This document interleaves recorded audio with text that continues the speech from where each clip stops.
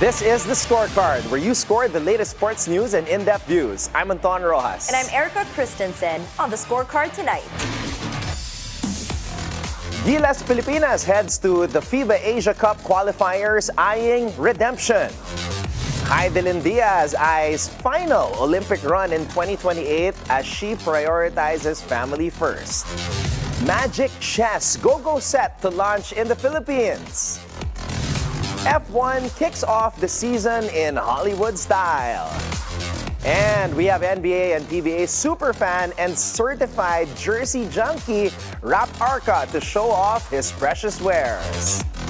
All the headlines and more on the Scorecard tonight, the 19th of February. Now here's our roundup. Fresh from two tough losses in Qatar, Gilas Pilipinas is ready to bounce back in the final window of the FIBA Asia Cup qualifiers. Now, despite the challenges, the team remains determined to maintain its strong standing in the tournament. Already qualified for the FIBA Asia Cup in Jeddah this August, Gilas looks to preserve its undefeated record with a rematch against Chinese Taipei on Thursday. The game also offers players like Mason Amos, Troy Rosario, and Jamie Malonzo a chance to build momentum ahead of a clash with New Zealand on Sunday. With Kai Soto, on the other hand, sidelined for at least 9 months due to injury, Gilas faces a retooled Chinese Taipei featuring 7-footer Brandon Hilbeck. A win against Chinese Taipei will strengthen Gilas' seed for the Asia Cup and help refine their strategy for tougher regional matchups. Gilas Pilipinas carries the hopes of a nation as they aim for redemption and a strong finish in the qualifiers. Hidilyn Diaz Naranjo, the Philippines' first Olympic gold medalist, is gearing up for one final shot at Olympic glory in Los Angeles 2028. Before the rigorous qualification process begins late next year, the 33-year-old weightlifting icon plans to start a family with her husband, Julius Naranjo. Diaz Naranjo has signaled she's unlikely to compete in the 2025 Southeast Asian Games or 2026 Asian Games, prioritizing Olympic qualifications instead. Now, after missing Paris 2024 due to a change in weight classes, Diaz Naranjo aims to qualify in the 59-kilogram category, needing a top 10 ranking from Olympic qualification tournaments. Beyond her personal goals, she is focused on promoting weightlifting through her training camp in Halahala, Rizal, inspiring future Filipino athletes. Balancing family, advocacy, and legacy, Diaz Naranjo continues to inspire Filipinos on and off the platform. Heads up strategy game fans! After a successful soft launch in Malaysia and Singapore, Moonton Games is officially bringing Magic Chess Go-Go or MCGG to the Philippines starting on February 21. From the same team behind Mobile Legends Bang Bang, MCGG blends the strategy of Auto Battler games with the lore and art of the MLBB universe. Players can test their tactical skills by combining the powers of MLBB heroes to create unbeatable lineups and outlast their opponents. But to sweeten the deal, fans of the Magic Chess mode in MLBB will see their previous items converted into in-game currency during the Gratitude event.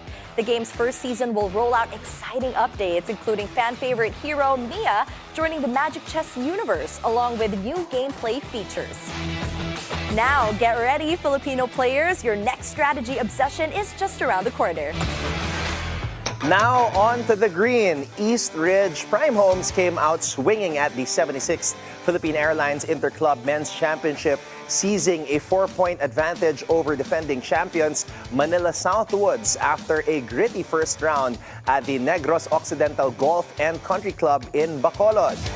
Fueled by a standout 1/par 71 from Rolando Brehente Jr., worth 35 points, and a solid 33-point effort from Chris John Remata, the Rizal-based squad tallied 99 points. After back-to-back runner-up finishes, Eastridge is determined to clinch the title this year.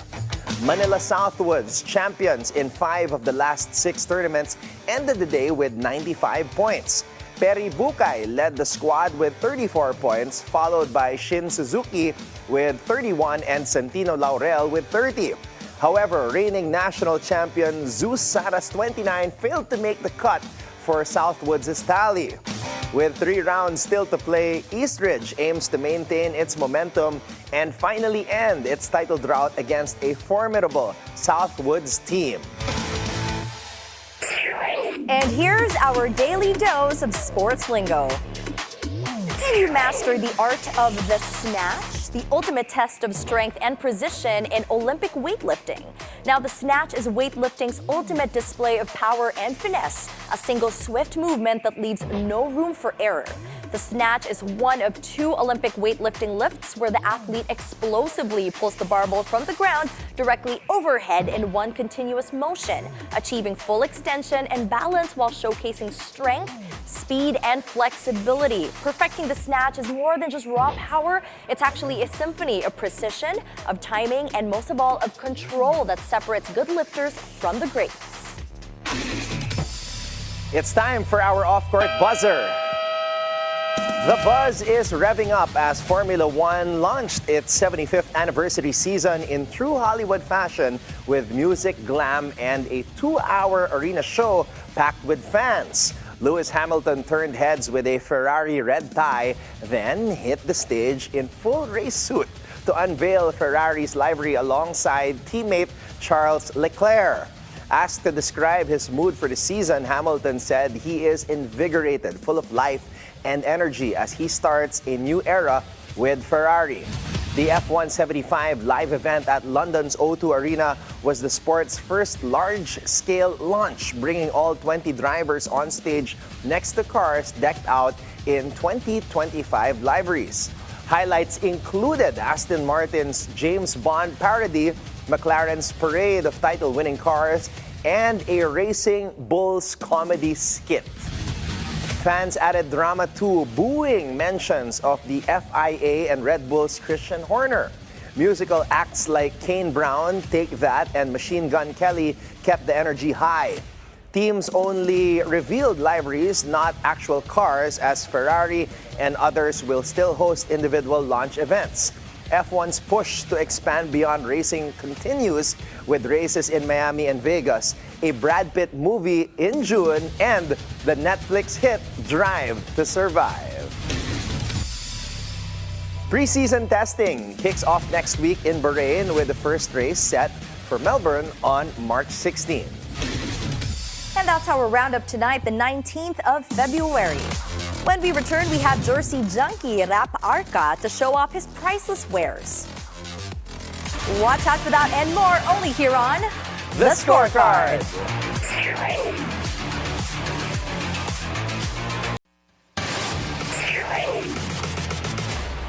Welcome back to The Scorecard. He made his first jersey purchase with his first ever salary way back in the 90s. And today, he is a certified jersey junkie who has amassed quite a collection. And here to show them off and more, welcome to the BNC studio, Mr. Rap Arca. Brother, good evening at maraming salamat sa pagbisita sa amin dito sa The Scorecard. Yes po, thank you po sa pag-guest sa akin.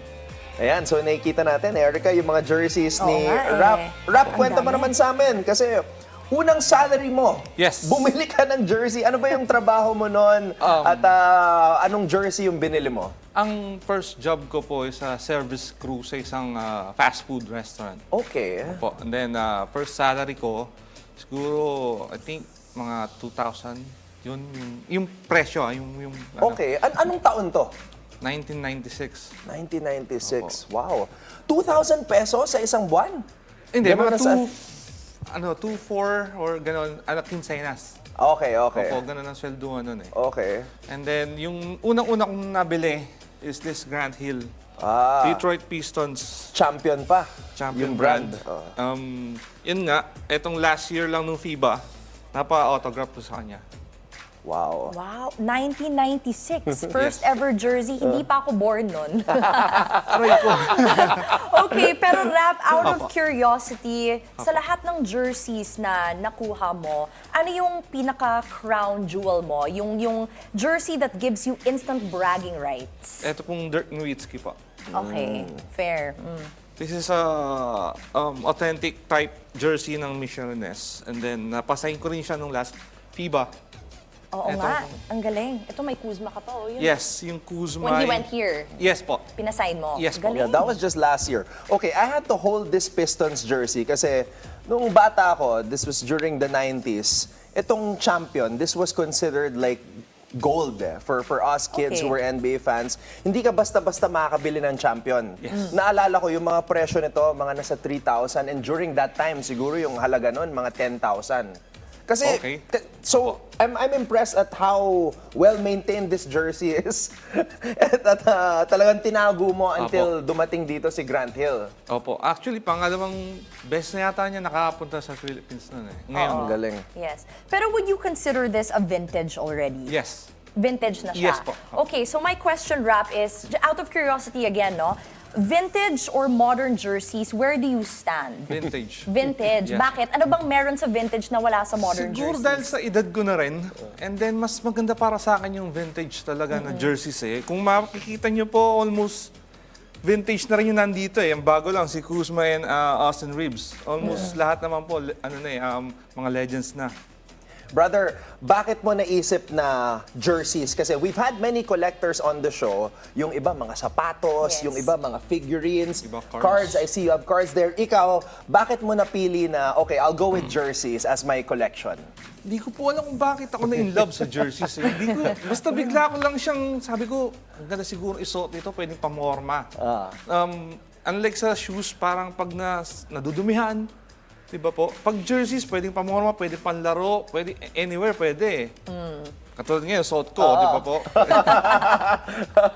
Yeah, back in the day, I used to wear jerseys also in public. As in, Yeah. talagang jersey, o jersey over the shirt, jersey over the hoodie. I mean, it is a culture already, di ba? yeah. Like, you don't have to necessarily wear this during games eh. Like, talagang lifestyle mo na siya eh, di ba? Naging ano na, yung fashion na rin talaga Exactly, siya. oo. Opo. Okay, so, well, theoretically speaking, no, if your collection were to caught on fire, knock on wood, ano Huwag ba naman yung po. tatlong jersey na isa-save mo? Bakit tatlo lang po? Lahat na po! Hindi, tatlo Why lang choose dapat. three? Hindi, yung pinaka-valuable sa'yo, Rap. Sabihin natin yung oras mo, pare. Yes. Tatlo lang yung Tatlo lang masisave talaga? mo. Paborito mo, top 3 in your collection. Siyempre yung Grand Hill, the Dirk Yeah, the first Nowitzki. one. And also, ang hirap. Lahat na. Hindi pwede. Talaga nagpaawat. Siguro yung Grand Hill, Dirk, and Dwight. Ayan. Okay. Si Dwight was here for strong group. Yeah. So you were able to catch him. Yes po. Okay. Meron kang cards dyan, Rap. During my time also, growing up in the 90s, mahilig din ako sa cards. Ano naman yung pinaka-paborito mong Pinaka-paborito card ko, nandun sa, yung Grand Hill. Grant Hill pa rin. So Opo. Grant Hill talaga. 5 rookie cards ng Grand Hill na pasahin ko po. Wow. And then ito, kay Kyle Kuzma, kay Austin Reeves, kay Dwight Howard, kay Robert Horry, Wow. and then Derek Fisher. Wala lang po akong Oo nakuha nga eh. cards ni Dirk Nowitzki nung time na yun, tsaka ni Jeremy Lin. Kung mapapansin niyo po, almost lahat naging player ng Lakers. Almost correct. lahat. Oo nga, no? Ano lang kay Grant Hill and Dirk. Bait naman ni Grant Hill. Kwento mo naman sa amin, how did you approach Grant Hill and what was his reaction when you approached him and got him to sign all of that? Yung evening na yun, alam ko, panalo sila sa FIBA noon, ng game na yun. Sabi nung security, walang sisigaw. Okay, okay. Siyempre, nasa ano ko sabi ko lang, Mr. Nice Guy. Oh, wow. Yeah, because he's known as a nice guy. Mr. Nice Guy. And then, wala naman walang arte. Pipirma siya. Oo, kasi yung iba talaga, hindi mo mapapapirma eh. Haharangan ka pa ng bodyguard eh. And then, tsaka yung ibang players po talaga, hindi talaga nagsasign ng ganun-ganun lang. Yeah. Ang Siya galing. po, Mr. Nice Guy. Mr. Nice Guy Oo, talaga. Okay, Rap, let's go here to the LED screen. Erika and I just have a very important question for you. Kasi bilang nga na you started your collection in 1996, syempre we have generations Yes. of basketball players. So we have the Gen Z, the Millennials, Gen X, the Baby Boomers, and the silent generation. I don't know if we can call anybody who would vouch for the silent generation, with all due respect. Para sa'yo, Rap, ang ating tanong dito, para sa'yo, ano dito yung pinakamalakas na five from the different generations? I'm wearing it. I knew he was gonna say that. I knew it. Alam Okay, ko na eh. defend. State your case. Why Gen X? Siguro po kasi nasa gitna siya ng in between ng generation na yan. Nakuha nila ang old school style and the new school style. And then Shaq is a dominant force. Yeah. Kobe is my Michael Jordan. AI is the answer, the ticket, and the big fundamental. So nasa kanila na po eh. Ang kulang lang sa kanila po siguro is a passer. Legitimate passer. Fair. Lahat sila scorer. Kulang ang bola kay Kobe at AI para sa akin. That's the problem that I Yeah. see with Gen X. Let's get a lady's opinion here. Erika, before I give my choice, ikaw, who do you think is gonna win among this group right here? Well, biased kasi ako. I'm a millennial myself, so I'm gonna have to go with this group, millennial. Syempre, I'm a Curry baby. I'm a Curry girl. I'm a LeBron fan also, so definitely millennials. Rap, ano masasabi mo sa pinili ni Erika? How would Gen X fare against the millennials? Siguro kung games 7, 4-2. 4 kami, 2 ang millennials. The way I see it, nobody's gonna stop Shaq eh. Kahit No, sabihin mo si nobody. Jokic, kakainin ang buhay ni Shaq. Siguro Ito si Jokic. kung Wilt can guard Shaq. Wilt. Pero siyempre, iba pa rin yung lakas ni Shaq. Yeah. Tama naman. And then you put Kobe in the mix too, so yeah. So obviously, I disagree with Rap here. I'm for the baby boomers because I'm an MJ fan. I knew And ito kasi, naisip ko, si Shaq is the biggest problem for me eh. Because Shaq is the most dominant player that has ever lived. But this guy right here, the Dream, pinaglaruan si Shaq nung nasa Orlando pa si Shaq. Dream Shake, napatalon si Shaq. But he was a rookie. When he was a rookie. So I think it cancels out because Olajuwon has the skills, but he has the power. But also, I feel like you have Kobe na ginaya itong si Jordan. No offense. Okay lang This po, is the okay lang po. original. I will go with the baby boomers. Ano masasabi mo doon, Rap? Game 7, 4-3. 4-3. Yeah. Gen X pa rin, 4-3. Wow. Siyempre po. You're not... ang weakness para sa akin sa baby boomers, ito eh. Si Charles Barkley. Maliit eh, 6'6 lang eh. Yeah. Pero he can match up between Duncan and Garnett. And for Erika's group, I feel like shooting is the advantage. Yeah. So we'll Yep. give you that. Anyway, Rap, maraming salamat. Maraming salamat sa oras and Salamat sharing po. with us your Salamat po. collection here. And of course, Kobe fan until the end. When we return, we will look into the Bucks before and after the Kuzma Middleton trade, so you can keep your eyes on the prize.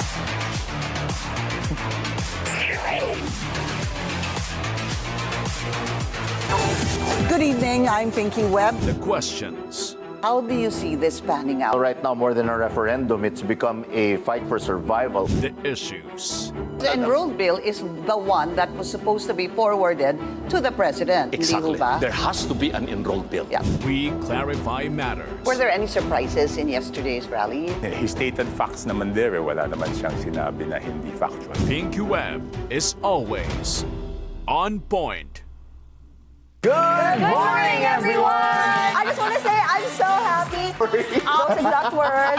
I'm Paulo Belisano. Let's get you up to speed with some news that you could use right now. I'm Ann Assis Carillo. Let's go kickstart this brand new week with good vibes, great company, and unstoppable energy. Happy Wednesday. I'm Monique Suzon, and your mornings are always more fun with us. Rise and shine, beautiful people.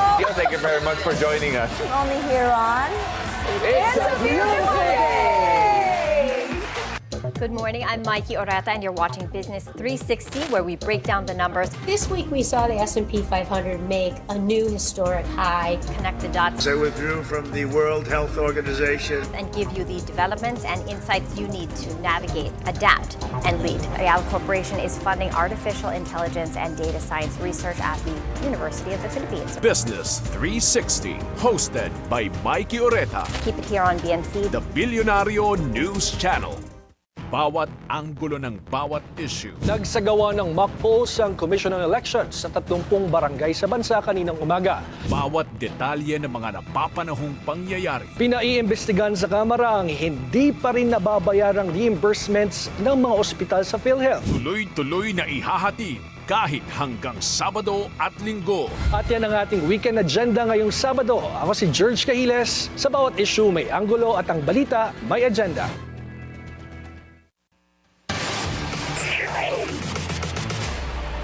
Welcome back to the Scorecard. It is time to keep your eyes on the prize. As usual, here's Anton to give the lowdown on the Bucks before and after the Kuzma-Middleton trade. Anton, take it away. Thank you very much, Erika. Here we go. Let's talk about the Milwaukee Bucks because this Kyle Kuzma, Chris Middleton trade has people buzzing. This is one of those moves that, on paper, might look like a lateral shift, maybe even a downgrade if you are a die-hard Middleton loyalist. But when you dig deeper, it starts to make a whole lot of sense. Simulan natin dito kay Chris Middleton. This guy was instrumental in Milwaukee's championship run in 2021. He was clutch. He played two-way basketball. And at his peak, he was arguably the best closer the Bucks had, even with a Greek freak on the floor. But let's be honest, the last 2 seasons have been very frustrating. Injuries, inconsistency, and a clear decline in defensive impact made him a liability against top-tier competition. Milwaukee had to make a decision. Stick with the familiar but declining Middleton, or shake things up and get some fresh legs. Enter Mr. Kyle Kuzma. At first glance, you might be thinking, wait, didn't Kuzma peak as LeBron's third option in LA? And sure, his time with the Lakers was a mixed bag. But his stint in Washington showed something different. He can be a legit 20-point per game scorer, stretch the floor, and most importantly, he's available. And that's something that the Bucks desperately needed. Reliability and athleticism on the wing. Now, how does this change the Bucks? First off, you lose some of that pick and roll chemistry Middleton had with Giannis, but you gain something they've lacked since 2021. And this is a guy who can run in transition and doesn't need plays drawn up for him to get buckets. Kuzma thrives in open space, which is perfect for a team that should be playing faster with Giannis and Lillard in the mix defensively. Now, this is where it gets a little bit tricky because Middleton, even on bad knees, had a high defensive IQ.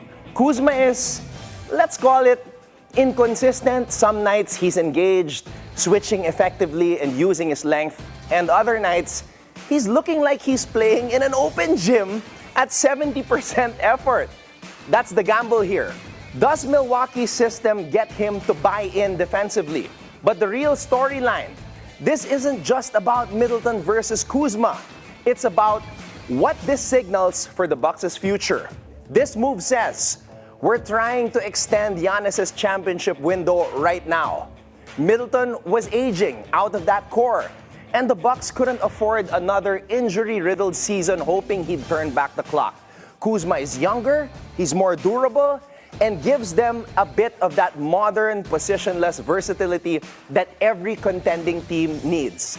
The bottom line, if the Bucks maintain their status as a top 3 team in the East, they should still be strong contenders with plus 500 odds to win the conference behind the Celtics and maybe the 76ers depending on how the season unfolds. However, if Kuzma adapts well and they make another depth move before the deadline, then they could improve. But one thing's clear, this move right here was about staying relevant in an Eastern Conference that isn't getting any easier. If Milwaukee wants another ring in Giannis's era, these are the types of bold moves that they have to make. Now, let's see if it pays off. And that wraps up tonight's preview, so you can keep your eyes on the prize. Now, before we go, think on this. From University of Connecticut women's basketball coach who holds the record for most wins and highest winning percentage in college basketball, Gino Orima, once said, "It's about doing it in a way that it can't be done any better. That is the goal every day." And with that, I completely agree with Gino. And I would like to ask you, Anton, because, we talked about Kyle Kuzma earlier being traded to the Bucks. How do you feel about his recent engagement with his longtime girlfriend? That's right. Winnie Harlow, yeah. Congratulations. Yeah. And speaking of Winnie Harlow and, of course, Kyle Kuzma, I wanted to ask you about them being fashion icons, because Kuzma himself can be considered as a fashion icon, perhaps one of the best in the NBA, at least in my eyes. No, I completely agree with that. And I mean, dare I say, he's an even better style icon than a basketball player, I would say. But, wow! Wow, I didn't expect you would go there, but okay. But you know what? One thing is for sure, 2025 is going to be a great year for Kuzma. Now he's going to be playing for a new team, Bucks, and he's engaged to the love of his life. And on that note, I will also say 2025 is going to be a very good year for Erika as well. Wink, wink. And you guys will find out soon. And with that, thank you for joining us tonight. We'll see you again tomorrow on the Scorecard, where sports is our business and business is our sport, right here on the Bilyonaryo News Channel. This has been Anton Rojas. And I'm Erika Kristensen. Have a good week, everyone. Good night.